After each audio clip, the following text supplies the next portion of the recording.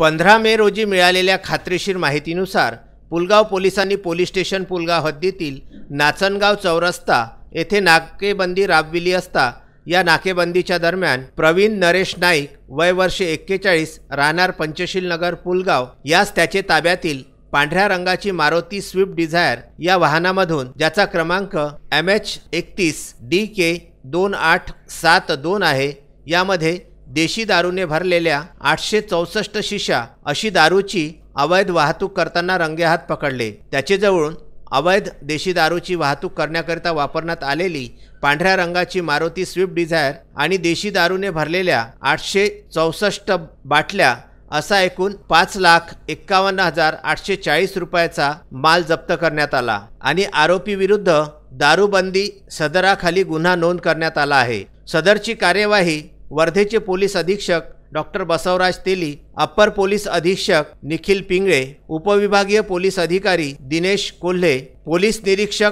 रवींद्र गायकवाड यांचे मार्गदर्शनामध्ये अहफाज सय्यद, अशोक भोयर, विवेक बनसोड, संदीप एकबोटे, अनिल भोरे, पवन निळेकर, विकास मुंडे आणि राकेश शिवनकर यांनी केली। नागपूर येथून रमेश थोरात यांचा हा वृत्तांत।